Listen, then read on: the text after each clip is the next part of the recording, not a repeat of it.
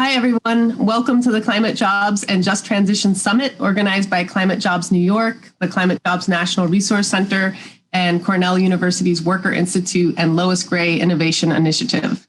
This panel is on the green recovery, building clean energy industries and a low carbon economy that works for all. And this is about how we respond to the triple crises of COVID-19, inequality, and climate change. My name's Lara Skinner. I'm the co-executive director of the Worker Institute at Cornell, and I direct our Labor Leading on Climate initiative, which studies the labor and employment impacts of climate change. And we provide research, education, training, and education support to unions and worker organizations on climate change and clean energy. Thank you so much for joining us today. We're excited to begin this important discussion on a green recovery, and we have an exceptional lineup of speakers to lead this conversation. Before I introduce the speakers, I want to let you know that we will be taking audience questions during the discussion. If you would like to submit a question for our panelists, please follow the instructions on your screen to join the Q&A with your mobile device. You can either use the QR code that appears, or if it's easier, just go to slido.com on your phone and type in climate jobs, and those details will be displayed periodically throughout this panel. You'll see them on the bottom of the screen. Today, I'm joined by four incredibly accomplished speakers who have a lot of knowledge and insight to offer about how we might use investments in the clean energy economy to recover from the current COVID-19 induced economic crisis and build back to a fairer, more equitable, more racially just and low carbon economy. I'm going to introduce the speakers. I'm going to ask them a couple rounds of questions, and then I'm going to open up the discussion to the audience for questions. So first, we have Ali Zaidi, currently serving as Deputy Secretary of Energy and Environment and Chairman of Climate Policy and Finance in the Office of Governor Cuomo. In addition to his work in the Cuomo administration, Ali is engaged in teaching, writing, and research at the intersection of technology, policy, and financial innovation through Stanford's Precourt Institute for Energy. For 8 years, Ali served in key roles within the Obama-Biden administration, and in those positions helped design and draft Obama's climate action plan, and was a part of the delegation that negotiated the historic international climate agreement in Paris. Ali also co-founded Lawyers for a Sustainable Economy. Welcome, Ali. We also have Alex Laskey with us today. Alex is the founder and executive chair of Rewiring America. Alex was the president and founder of O-Power, an industry-leading smart grid and energy efficiency software company that partners with utilities to reduce customers' energy usage. To date, O-Power has delivered $2 billion in energy savings in partnership with more than 100 utilities in 16 countries. Alex is also a commissioner on the Energy Transitions Commission. He advises the International Rescue Committee's Arabelle Center for Innovation and is a member of the board of directors at Arcadia Power. Alex will tell us more about Rewiring America today. Thanks for being here, Alex. Thanks for having us. Yeah.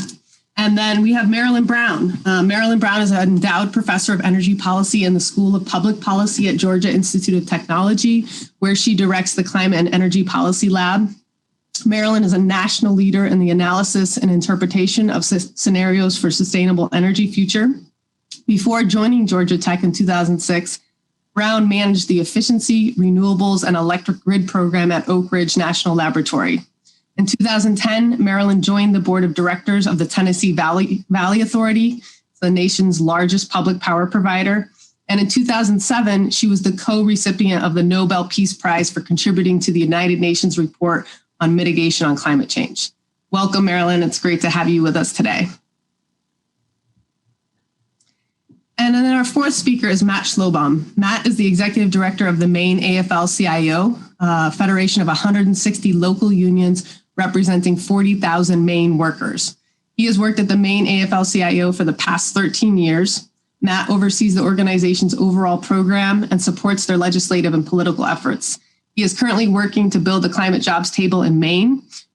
Matt also serves on the State Climate Council and the Governor's Economic Recovery Committee. Welcome, Matt, and thank you for all of you for being a part of this important summit today. As many of you know, the COVID-19 pandemic has led to an economic crisis that has both highlighted and deepened the dangerous levels of inequality that currently exist in the US. We face a historic crisis of inequality of income, wealth, power, race, and opportunity and hope. Since the pandemic started, over 40 million Americans have filed for unemployment, which is about 5 times as many jobs as were lost during the Great Recession of 2008. The latest figures show that 40% of Americans who make under $40,000 a year have lost their jobs since the pandemic began. And it's important to remember that we're still dealing with wage stagnation issues from the last recession, where basically many high-wage jobs were replaced with low-wage jobs. In the clean energy sector, nationally, we've lost about 600,000 clean energy jobs following the start of the pandemic. At the same time, there are many signs that the climate crisis is deepening and accelerating. 12% of Oregon's population was evacuated because of wildfires in September. 5 of the 20 largest wildfires in California's history were burning this month. 5 tropical cyclones formed simultaneously in the Atlantic last week. China, India, and Nepal have had unprecedented flooding in the last few weeks. And in another tragic sign of our warming planet, a 42 square mile section of the Greenland ice sheet broke off last week. And as many of the previous speakers at today's summit have noted, it's women, Black, Indigenous, communities of color, immigrants, low-income communities that suffer disproportionately from climate change and pollution. There's no doubt that we're currently facing a triple crisis of COVID-19, inequality, and climate change. The question is, how do we respond? Can we use these current crises as an opportunity to build back to a fairer, more equitable, more racially just, and climate-friendly economy? Can we put people back to work quickly in high-quality jobs that tackle the climate crisis and reduce greenhouse gas emissions? Finally, before I turn it over to the panelists, I just want to note that there are positive signs that the momentum around climate protection and climate action that was there before the pandemic continues to resonate with the public. Polls show that globally, 71% of people believe that the climate crisis is as serious as the pandemic, and a majority in every country want a green economic recovery. In Cornell's own Empire State poll, which was conducted after COVID-19 started, it showed that 75% of New Yorkers, both upstate and downstate, believe that New York State should be taking greater action to address climate change and create good family and community sustaining jobs. So with that, I'm going to turn to Ali for my first question. Ali, New York State has been on the forefront of advancing equitable clean energy programs that maximize high quality job creation, most notably the 9 gigawatts of offshore wind power with a project labor agreement, and announcing a $200 million investment in offshore wind ports. Tell us how the COVID-19 pandemic affected New York State's effort to address climate change, and what opportunities do you see to respond to the crisis in a way that's going to allow New York State to emerge stronger in terms of addressing climate change and creating clean energy jobs? Thank you, and so grateful to be here with you and for the leadership of Climate Jobs New York and the other sponsors of this really important event. So, look, when we take on the challenges that are in front of us, and I think you did a really good job of laying those down, challenges that come in the form of inequity in our communities, the challenge of climate change, which, as the IPCC does its next round of analysis, look even more stark than what we saw in 2018. And the challenge of the economy, headwinds for our communities in multiple ways. The governor has been very clear in the vision that he has laid out for the state, and that is that this moment presents an opportunity to build back better, build back in a way that's more sustainable, build back in a way that is more equitable and just. And rather than focus on the rhetoric, let me focus on a few examples of how we've advanced that agenda in just the past few months. Over the summer, the governor issued the largest combined solicitations for onshore and offshore renewables ever in the history of the United States.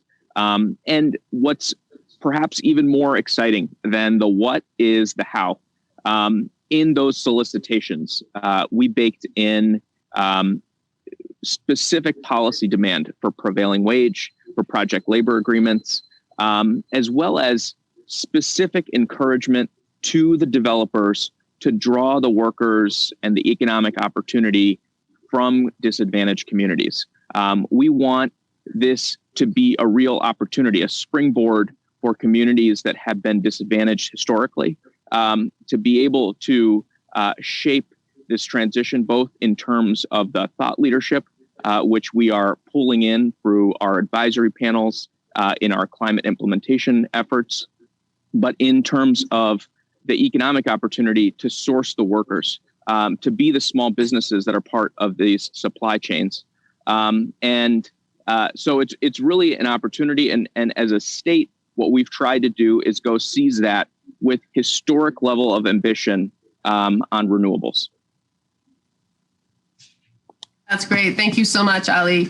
And Alex, I want to turn to you. You have recently released a plan called Rewiring America. And it's a plan to electrify the U.S. economy, to reduce greenhouse gas emissions, create many jobs, reduce people's electricity bills, improve public health. Tell us a little bit about this plan and how it will create 25 million jobs over the next 15 years.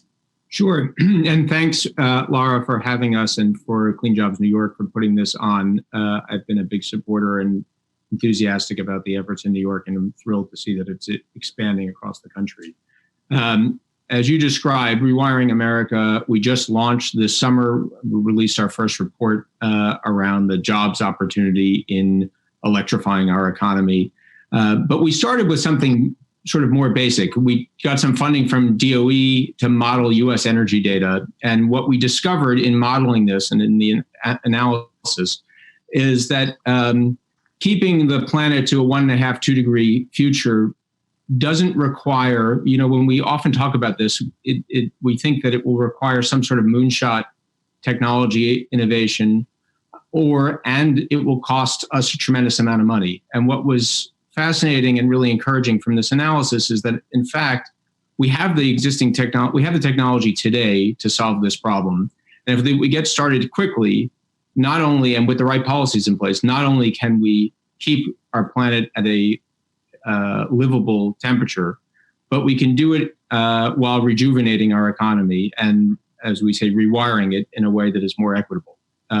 So I won't go through all the details of it now, but the sort of bottom line is that when you look at energy as it flows through our economy today, roughly half of all energy in our economy is wasted. And I don't mean the waste that comes with leaving lights on or leaving the air conditioning on when nobody's home. I mean the waste that comes from turning fossil fuels into end use. For instance, 4% of all energy in the US economy is oil being used to refine oil into gasoline. Roughly 10% of all energy is fossil fuels being used to find, mine, refine, and transport other fossil fuels. And not to mention, when we burn those fossil fuels, we know this, we do it inefficiently. Roughly only a third of the inherent energy in gasoline propels our car forward. And that's not because that we're sitting in traffic, but because internal combustion engines waste most energy as heat.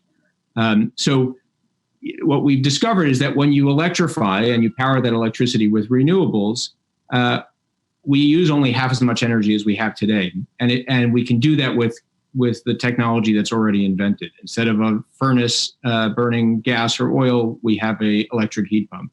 Instead of fossil fuel burning cars, we have electric cars.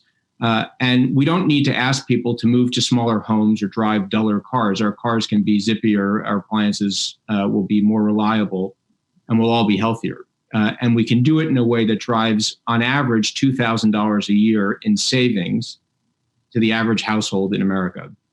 And the numbers in New York are even higher.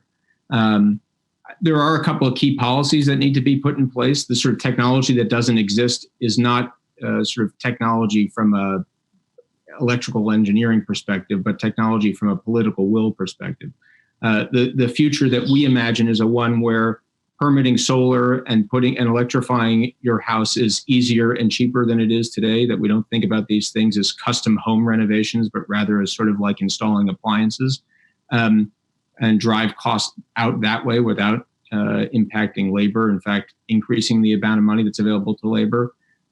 Another big piece of it is that if we imagine a future where, Lara, we're going to be dependent on the solar panels on your roof, and Marilyn on the heat pump in your basement, and Ali, the battery in your car, we really ought to think about those items as shared infrastructure, even if they're owned by each of our own families. And we think that shared infrastructure should have access to low-cost financing. And we in America have invented this kind of financing before. The 30-year home mortgage was invented at the tail end of the Great Depression and took us out of the Depression. We can do that kind of big things again. So I'm eager for the rest of this conversation. I'm excited to be a part of this group and look forward to the rest of it. Thank you so much. That's great, Alex. Thanks so much. Super interesting contributions. Marilyn, I want to turn to you. Spurred on by discussions about how investment in the clean energy economy could help the U.S. recover from the current economic crisis, you've done some detailed modeling looking at what the jobs impact of a carbon tax would be in the U.S. Can you tell us a little bit about this analysis and what your job findings were? Would a transition to a clean energy economy create an economy with more jobs? And I think it would be particularly interesting to hear from you what types of jobs will be created and what sectors, to the extent that you can tell us that. Thanks, Marilyn. Okay, thanks, Lara. Well, first, I want to agree with Alex that this trade-off between a clean energy economy and a clean energy future and a strong economy is a myth. As is the notion that you have to grow your energy consumption in order to grow your GDP. I spent my whole career trying to debunk those two myths. And it's not about taking cold showers and drinking warm beer. This is not about suffering. It's about living smarter, right? So we have done an analysis of an initiative for clean energy based on a very modest tax on the electricity sector of $25. And we modeled that to look a bit like the Green New Deal, the New Green Deal, the Energy Innovation and Carbon Dividend Act. So we're attempting to characterize some of these initiatives in terms of their impact on the economy and on jobs. And what we found that if you include a household dividend feature, so this is a revenue neutral tax, and you return those revenues to households, first of all, there's no increase in your electricity bill. So the cost gets returned to the households. The cost, meaning the higher electricity bills, they come from the need to invest in new infrastructure. The revenues that are collected by the government for that CO2 emission goes back to the households, and they are not having to pay higher bills to make this happen. So we estimate that under that $25 carbon tax, revenue neutral initiative, we would boost jobs by 1.4 million a year over the next decade. And that's about 1% of the estimated jobs of in the year 2030 of 160 million. So as an economy, as the US economy, we're expected to have about 160 million jobs in 2030. And we think that every year we're going to be able to grow those by more than 1 million with a clean energy initiative, as I described it. So Lara, you asked what kind of jobs are we going to be growing? So we are going to be displacing jobs in the traditional energy sectors. So oil, gas, coal mining, their jobs will decline. There aren't that many of them. It's always surprising when I read the numbers. There's so many more people employed in construction and all of the jobs that will be boosted with a clean energy initiative of the kind I've described. So we have in particular energy efficiency jobs. They're the largest component of the job growth, even larger than the renewables, wind and solar, which are significant. I'll talk about that in a minute. In the energy efficiency arena, we've got all of the labor-intense jobs in the construction industry, where about half of the employment energy efficiency goes. There are also jobs in the manufacturing of the new generation of high-efficiency equipment, as Alex mentioned, for instance, that very efficient heat pump that's in my basement. Yes, I can share that. And I can share my EV and my solar too. Happy to. I wish I could. I should have said, I can't say I can't now. I mean, let's be frank.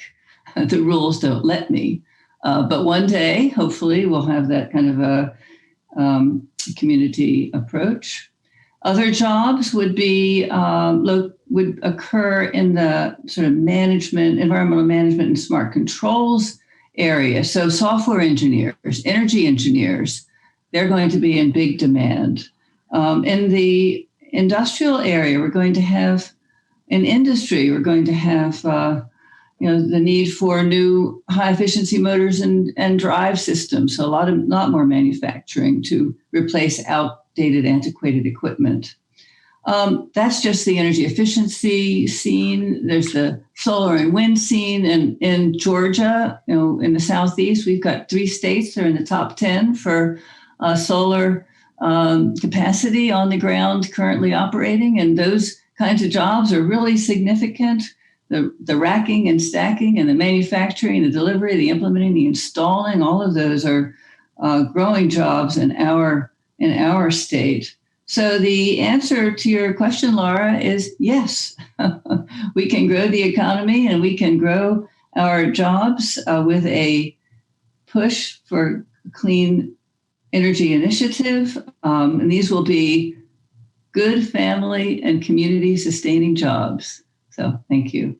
All right, great. Thanks, Marilyn. It's great to hear from both you and Alex about the potential jobs, creation based on making this transition. I want to turn to Matt Schlobohm, the executive director of the Maine AFL-CIO, and have Matt talk a little bit from a labor perspective. How have workers and organized labor in Maine been affected by COVID-19 and the ensuing economic crisis? And what opportunities do you see in developing a green recovery to respond to our current intersecting crises of climate change, inequality, and COVID-19? Yeah, thank you, Lara, and great to be with such a distinguished panel.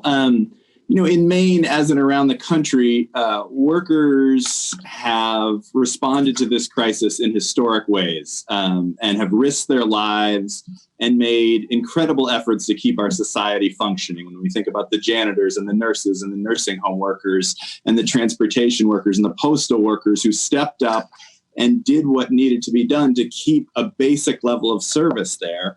And I think the pandemic has reminded us in a massive way about the dignity of labor and the essential nature of work that so many workers do. And something has shifted societally where workers see themselves differently.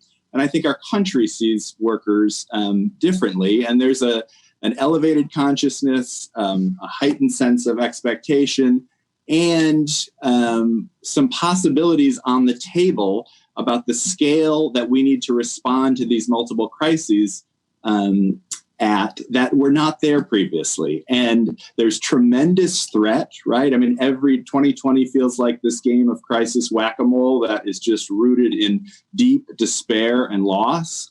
And there are new possibilities on the table, and there's an invocation to our best selves that we need to mobilize as a country together with a vision of how to address these multiple overlapping crises. And I don't want to lose, you asked how this crisis has impacted the labor movement. The level of suffering in this country right now, in Maine right now, is off the charts. We do a lot of work helping people navigate the unemployment insurance system. And every day we talk to people whose cars are being repossessed, who are eating cans of peas for dinner, who are losing their homes, who are like 1 inch away from the worst possible outcomes. And we see entire sectors of our economy just completely scrambled, completely devastated. So the entertainment industry, Maine is a huge tourism and hospitality state, and that has been devastated this summer. And the pieces have been scrambled.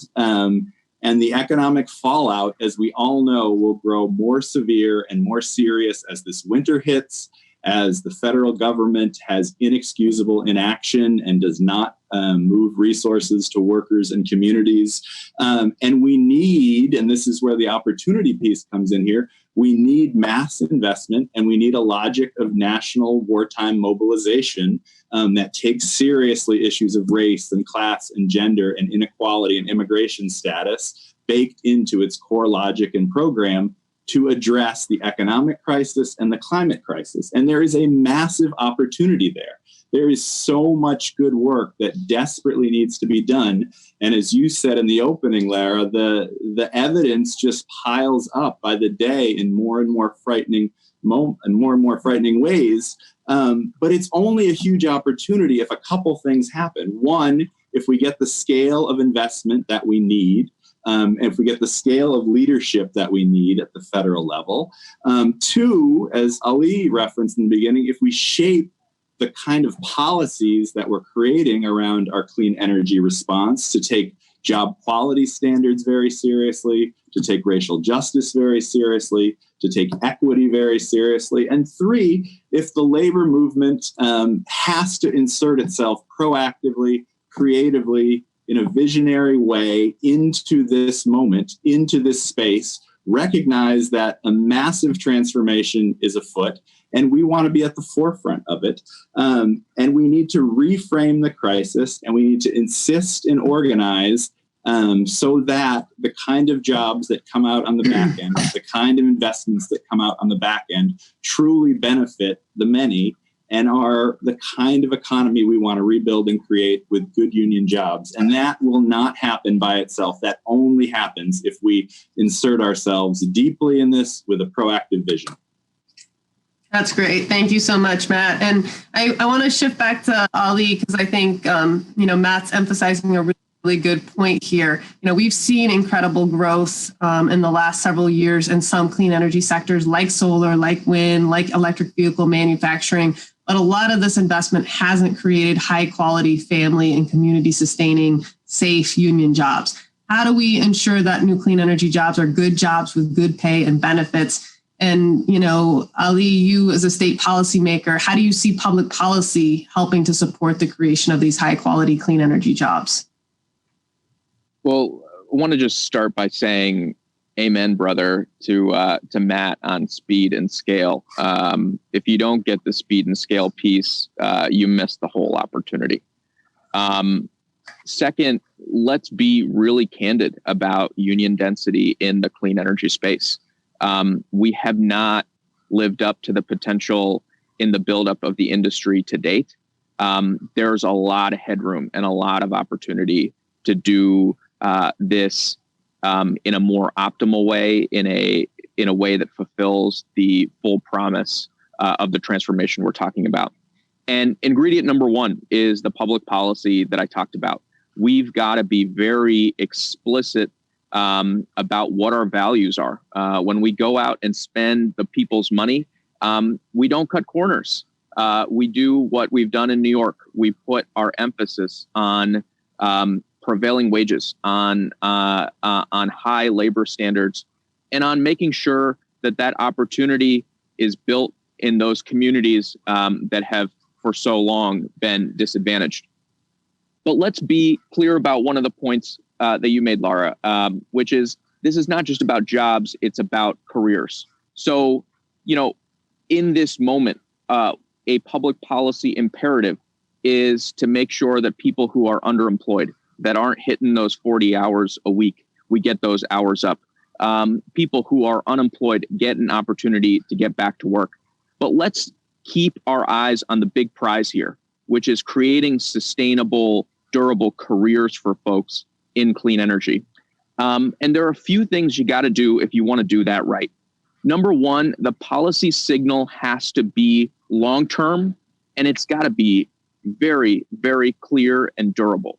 Here in New York, the governor articulated a vision over multiple decades for decarbonization, but he also went and got that codified in statute, written in stone, so that people can count on that, people can invest against that, and that's absolutely critical.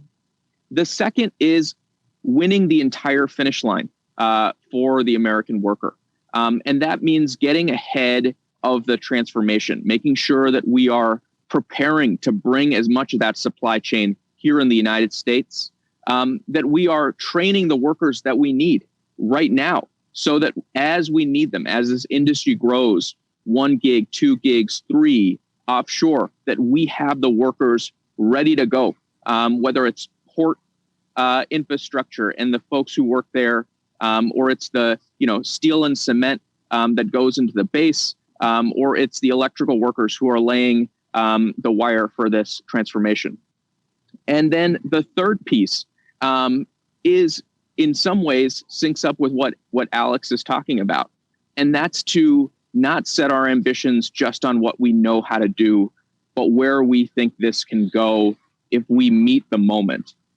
So as we think about that here in New York, that means a transformation of the power grid. It's what we're doing with our offshore wind program and our onshore renewables program and the transmission infrastructure that the governor has accelerated. But it also means electrifying the rest of the economy, helping those IBEW workers be a part of the solution in buildings and in transportation as we lay the wire for new charging infrastructure. It means bringing those LIUNA workers along who will help transform our built environment, make it more sustainable, build it back better. So I think it's start sprinting right now with a spur and a clear policy direction. It's sustain that policy signal and make it something people can rely upon. And then it's be massive with the ambition. This is not a time to be shrinking. That's great, Ali. Thank you so much. I really like to hear how you're thinking about this and that you really see that we can use ambitious climate protection policy to drive high quality job creation and economic development. I want to pick up on another point that a few of you have brought up, which is around the sort of pace and scale of the work. I'm doing work with Labor on Climate around the country, and often what we see is that the clean energy programs that are up and running are just not achieving the scale of impact that we need in terms of climate protection, emissions reduction, but also in terms of job creation. They're just not acting with the scale and urgency that we need to address this crisis and create a lot of good union jobs in the process of this transition. So Alex, in your work on Rewiring America and forming this plan, what are your thoughts about how we electrify our economy at scale and do other work at scale? Yeah. And Matt raised this in his opening remarks, and Ali also identified it. This doesn't work if it doesn't happen at scale. And that scale means and speed. Our plan has us imagining a wartime footing akin to the arsenal of democracy build up that allowed us to defeat the fascists against all odds in the Second World War. It has us, and just to underline that, what we mean by that is if we're going to hit a 1.5 or 2 degree target, it's going to be because starting now we have near perfect replacement where every fossil burning machine, whether it's a power plant, all the way down to the car in your driveway and the heat and the furnace in your basement. The next time they need to be replaced with a carbon-free alternative. So we're not talking in our plan about early retirements, although we know some of those things will happen. We're talking about just as you naturally go through things, the next time your car is broken down and can't be replaced, you replace it with an EV. Next time the furnace goes, you replace it with a heat pump. But we need to lay the groundwork now to do that. The reason this hasn't happened at scale in part is because most of the jobs actually are on the demand side rather than on the supply side. So there's a tremendous amount on the supply side that we've talked about and that Ali and Governor Cuomo in New York have enabled through the procurement of this offshore wind. But when we electrify the demand side, we're going to double to triple the need for electricity in this country. So we're going to automatically double or triple supply as we take a gas-burning furnace and turn it into a heat pump and a gasoline-burning car and turn it into an electric vehicle. As we do that, not only will we create more jobs on the supply side, but we'll create somewhere between 5 to 10 times the number of jobs on the demand side. What do I mean by the demand side? I mean the work to put solar panels on your roof, the work to replace the furnace in Marilyn's basement, which already has been done with a heat pump. Those are jobs that can't be offshored. Those are jobs that can't be done by somebody living across the country, and they can't be done by a robot either. They necessarily are local jobs. And together, we can ensure that those jobs are good paying, middle class, emboldening and enlarging jobs. But we have to do it at scale. And so what we're focused on are what are the policy levers that need to be put in place that will increase demand for those jobs, make it easier and cheaper for people to get the equipment they need to put in their homes. And that leaves more money to pay the workers. I mean, the good news here is that as we electrify, we triple the need for electricity, but we have all overall energy needs. And the sun keeps rising for free, the wind blows for free. So the money that is saved on fuel can be put in workers' pockets and can be invested in American manufacturing. So we have 25 million jobs, really bulletproof. We're happy to go up against any economist who will describe this as taking jobs away. We're going to create net new 25 million jobs if we do this over the course of the next 15 years and decarbonize by 2035. These jobs, there'll be at least 5 to 10 million permanent jobs. And these are jobs that, as you described, Lara, are careers, not just jobs. And I think it's also important to say that there are going to be jobs that exist today that won't exist in the future. And we have to treat the people who do that work with the respect and deference that they deserve. The fossil fuel industry has enriched and empowered America over the last century. The men and women who do that work are going to continue to do that work for the coming decades as we make this transition. And then we need to help them and their communities transition to a new world that is going to be even more enriching for them and for all of us. That's great. Thank you, Alex. And Marilyn, I want to turn to you because I think this also raises another point that often comes up, which is as we make this transition, is it going to make power more expensive for consumers? And I know you've done a lot of work on low-income energy affordability, the issue that many low-income households in the U.S. pay persistently high energy bills, that this eats up a large share of their household income. And yet many clean energy programs to support energy efficiency, solar installations, promote electric vehicles are largely inaccessible to low-income households in the U.S. So, from your perspective, what opportunities do you see for investments in the clean energy economy to help reduce the energy burden on low-income households and expand access to clean energy programs? Okay, great question. An introduction to this problem.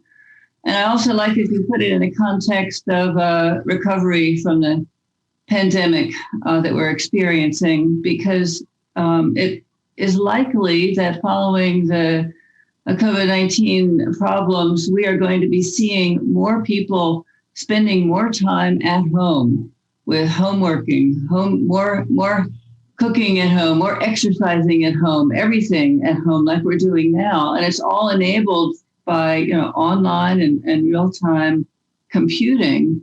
So this portends a future in which the health and prosperity of our citizens, and in particular low-income households, are going to be dependent upon the quality of their home workspace and home living area. So this issue of what can we do to make their homes healthier and more affordable, reduce their energy burden is very important. We know that the current largest investments in the green economy are going to support new gadgets that are largely outside the affordability range of households because of the cash that they can't come up with. So that's one problem. We see that in electric vehicles and energy efficient tax rebates for equipment and pretty much across the board. So the second problem is that many of these assistance, many of the programs that fund this clean energy revolution are also going to raise the rates of raise the rates to all ratepayers. And that's going to be a particular hardship for low-income households. Now, it's very easy to neutralize that effect. And utilities can do that by supplementing their programs to offset the costs to low-income ratepayers by providing additional assistance to them. The federal government can do this as well, and they, of course, have low-income weatherization programs and also home bill assistance programs. Well, it turns out that most of the efforts spent by utilities and the federal and state government agencies to provide assistance, energy assistance to low-income households is going to short-term fixes. The biggest portion of the assistance going into the energy space for low-income households is going to paying off bills, to helping them to meet the emergencies that they face and to maintain the security that they need in terms of having access to electricity and natural gas. But this does not solve their long-term problem. So we need to find a way to help subsidize the more permanent improvements to their home environments, their household energy economy. So we can do that in a variety of ways. One approach is through, for instance, on-bill financing. So this enables access to resources by low and moderate income households to purchase improvements to their homes. You can extend it to solar and you can extend it to EVs, so that they can afford those what are now luxury technologies.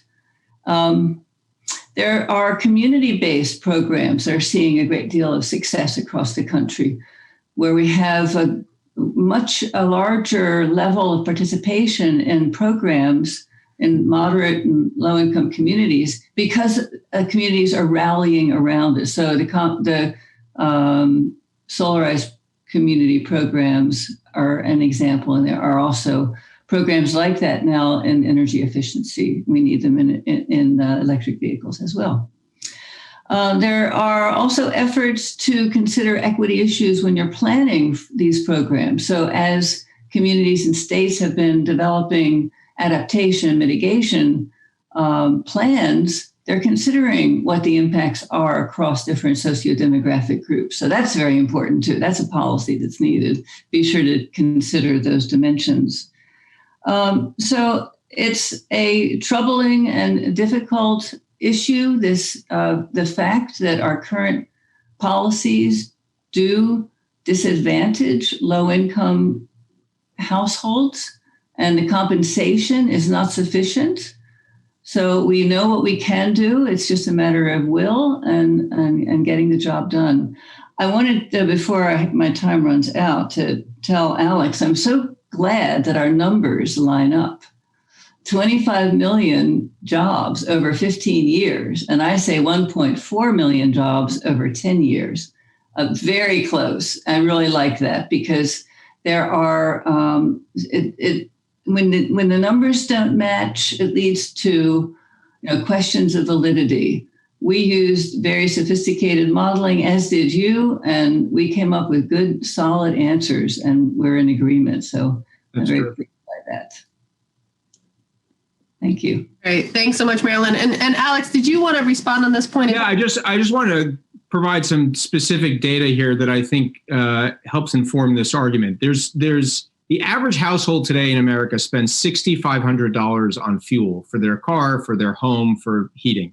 $6,500. That's 10% of more than 10% of the average household income goes to fuel. In Maine, where Matt is, it's closer to $9,500 because it's colder and people drive greater distances. So we're talking about a huge percentage of household income that goes to fuel. When you electrify and power that electricity renewables, not only do you save on average $2,000 a year, which goes back into people's pockets. If we do it right, we can save $2,000 a year that go back into people's pockets that get spent in the local community.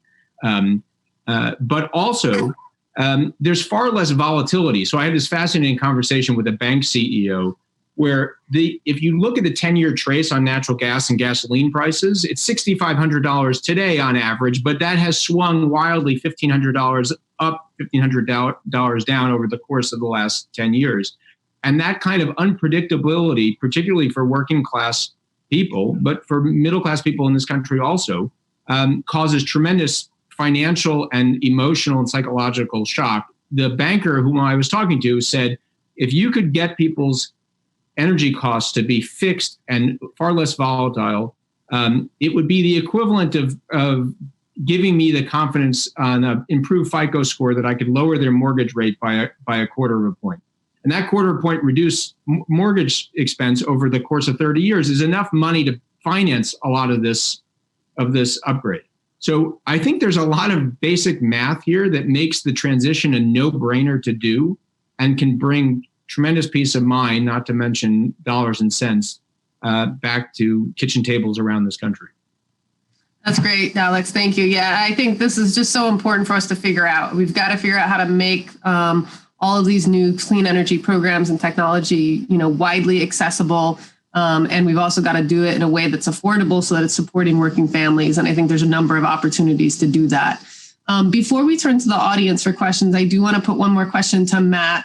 Matt, you and I both know that, many parts of organized labor have been disappointed that the investments in the clean energy economy have not created a lot of high quality union jobs. In fact, the vast majority of them are lower quality non-union jobs in new clean energy sectors. We also know that efforts at just transition have largely fallen short. Rick Levy on the last panel referred to just transition as a fancy funeral. That, these are programs that are supposed to protect and support workers and communities who are negatively impacted by the transition.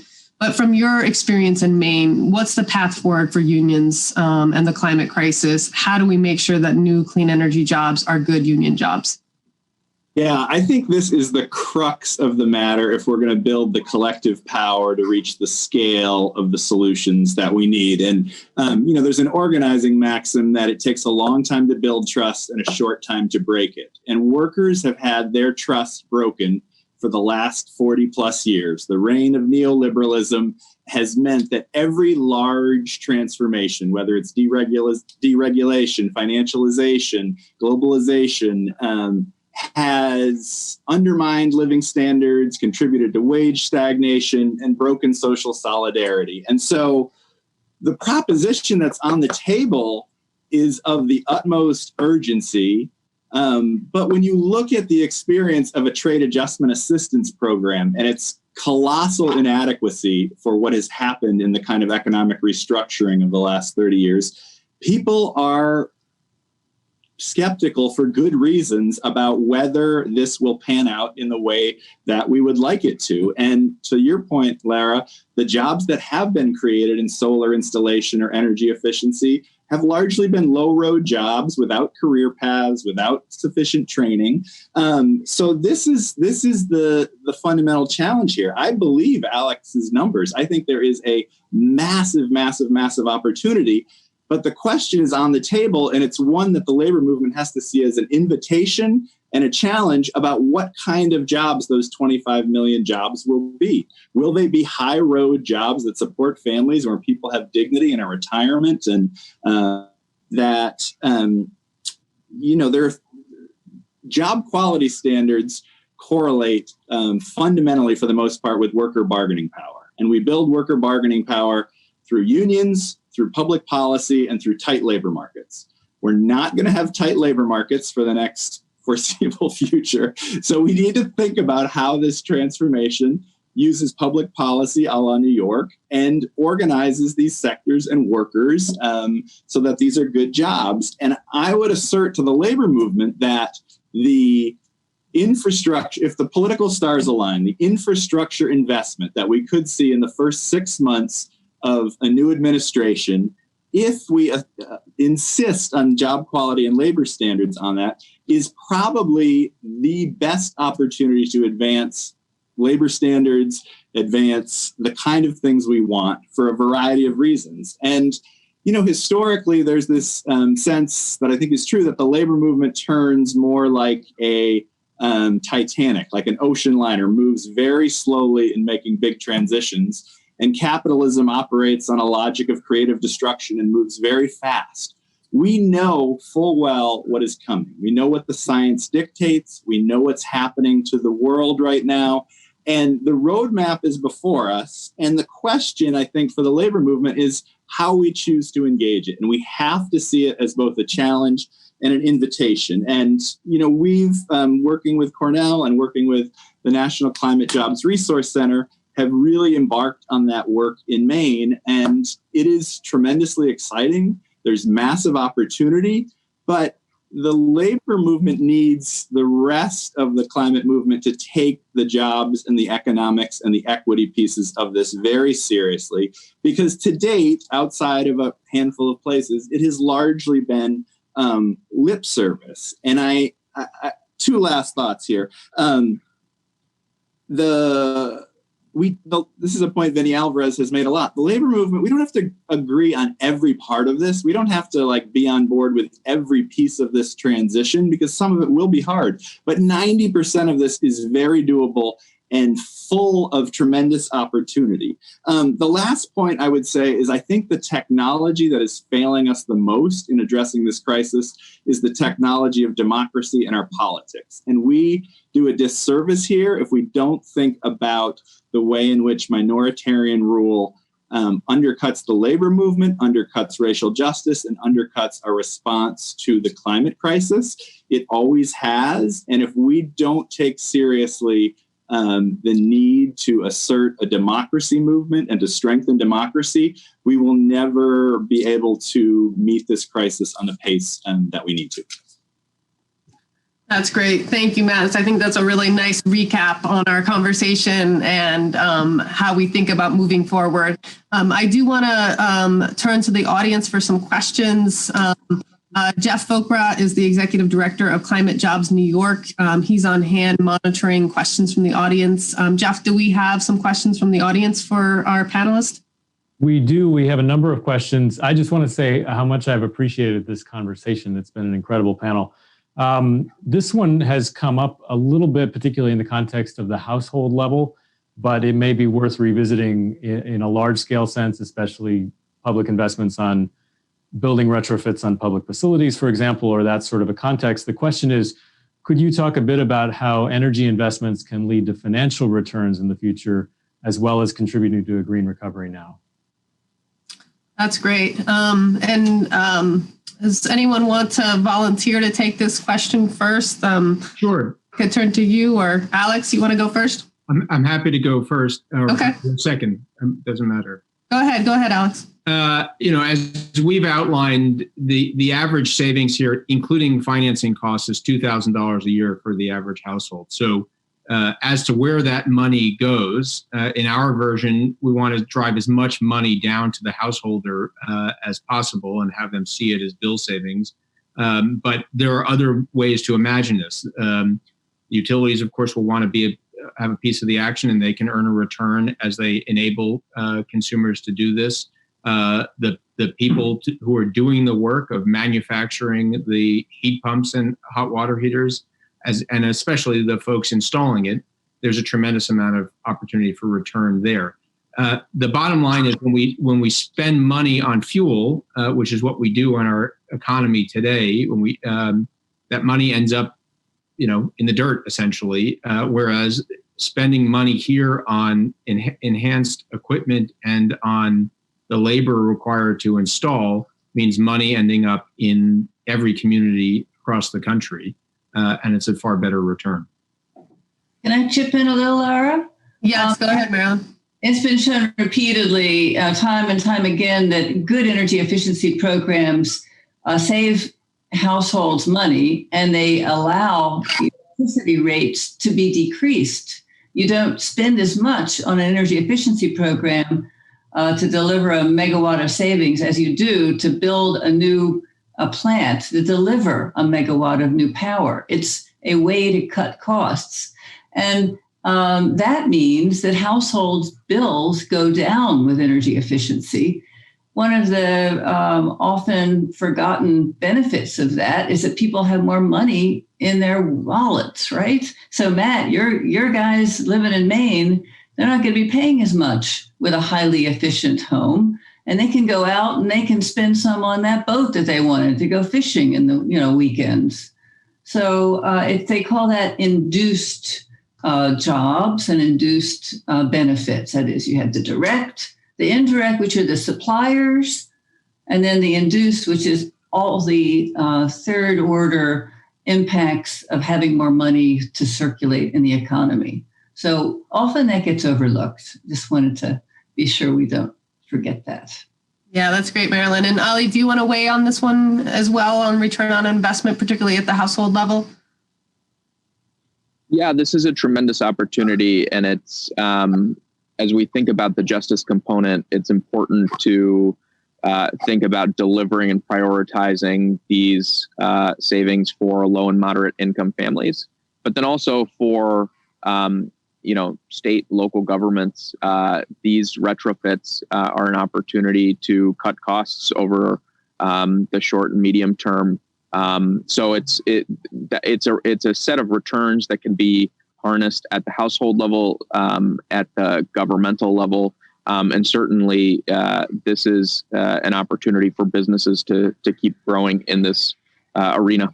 You look at the people or the entities that have limitless resources, and I'm talking about the big technology companies. Google, for instance, its second biggest expense after payroll is energy costs.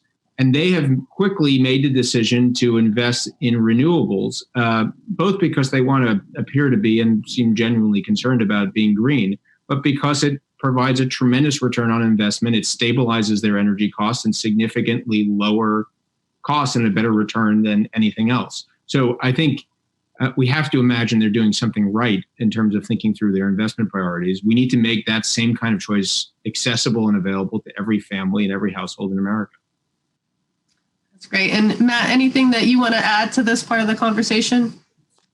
No, I think folks covered it. I mean, I think it's crystal clear that the opportunity is there. I think exactly what kind of opportunity and how wide scale the benefit it is particularly for workers on the direct employment side is the open question and the opportunity for the labor movement to shape. And I do think it's really important. I mean, doing this work in Maine with Cornell and with the Climate Jobs Resource Center, the opportunities to think bigger, to think bolder, to think about how we reposition and rebuild the labor movement when we dig in on the policy detail in the transportation sector or the energy sector or the building sector and think about intersecting strategies around manufacturing, around installation, around the building and construction trades, around the public sector leading. There are massive opportunities that I think also are a seedbed of rebuilding the labor movement that historically has only grown when it fights on behalf of all workers and when it answers the most compelling economic challenges of the day for workers. And so I do think we have to see this as one of the best opportunities to rebuild worker power and rebuild the labor movement. I agree. That's great, Matt. And Jeff, I know we're coming up on time. We've got 1 minute left till 12:30. Do you think we can eke in one more question from the audience? Well, let's give it a try. And one that I would like to... We'll do quick responses. Again, hard to respond to quickly, but important. A just climate transition needs labor, environmental groups, and communities of color who want good jobs. Please be specific about how good climate jobs go to people of color while still providing just transitions for existing workers. Excellent question. Really important. Was on my list of questions as well. Ali, do you want to weigh in on this one first? Yeah, this goes to the speed and scale point. If we go big at this moment, there's opportunity for everybody. There's opportunity to grow the labor movement and to grow it from communities that have traditionally been locked out of opportunity to solve and address these challenges that we face. So let's do that. Let's give a reason for the unions to go recruit in these communities. Let's empower these communities to shape the transition. Let's deliver all of those benefits for all of us. I'd like to mention the need for training programs, and those job training programs can target underprivileged and groups that are not participating now in the solar industry and in efficiency delivery. We have great examples of that in Georgia, in Atlanta, the Southeast Energy Institute, the Cherry Street Solar new program in conjunction with Emory to train the new employment we need to continue to grow our solar, in particular the solar farms that are being built so rapidly in the Southeast. So I see it one mechanism as training, highly targeted training programs. Absolutely. Yeah. And the union movement in the U.S. has the second largest training infrastructure after the military. And we have some amazing apprenticeship programs, pre-apprenticeship programs that have set some, ambitious targets for bringing in veterans, communities of color, women, formerly incarcerated individuals. So I think there's a lot of specific cases we can look to as well. Alex, do you want to weigh in on this question? And then I would just say that we have a long way to go, but our past gives me hope that we can do it and do it in a way that brings everybody into the workforce and gives people a chance, the middle class. And if you look at the last time we had a scale up of this, a ramp up of this scale during the Second World War, not only did we drive record high unemployment down to zero, but because there were so many jobs, we brought women into the workforce for the first time. And Ruth Bader Ginsburg's passing this weekend is a reminder that we still have so much work to do to provide equality of opportunity for women. But we've made so much progress. And today, if we're going to do this, we're going to create 25 million jobs, and those jobs are going to be in every zip code in the country. We're going to need to put all types of people from all kinds of communities into this workforce and give them a shot and give their children a shot. And so I'm excited that this passed this prologue here, that we can do it again, and we can do it, and we have to do it in a way that's inclusive, because if we don't, we won't solve the problem. That's right. Thank you, Alex. And Matt, final words from you? Yeah, I think it's the same. If we want to achieve the racial justice and equity goals in the climate transition, we have to be explicit in wanting those outcomes on the front end. And that means baking them into the public policy piece with local hire provisions, hiring from specific communities. It means ensuring equity in our outcomes. And that, again, won't happen by itself. It happens by us organizing together, us envisioning together, us having faith in each other, and us taking that leap to fight for those things quite explicitly on the labor standards, on the equity standards. So, and I think your points, Lara, about the kind of training programs that exist in the building trades that are bringing in immigrant workers and putting them to work in the renewable energy economy is the perfect example that we need to scale up and go big around. Great. I know we're a few minutes over. Thank you, Matt. Thanks to all of the panelists for this really good, thoughtful conversation. It certainly gives me hope that we can build to a more fair, equitable, racially just, climate-friendly economy. And I hope folks in the audience feel that way as well. I also want to give a big thanks to everyone in the audience for joining the panel and participating in the summit. And a big thanks to the whole Cornell team, the eCornell team, Climate Jobs New York, and the Climate Jobs National Resource Center staff for making today's summit happen. I think it's going great. And I hope you all enjoyed the music at lunchtime and the rest of the day's discussions. Thank you so much. Thank you, everybody.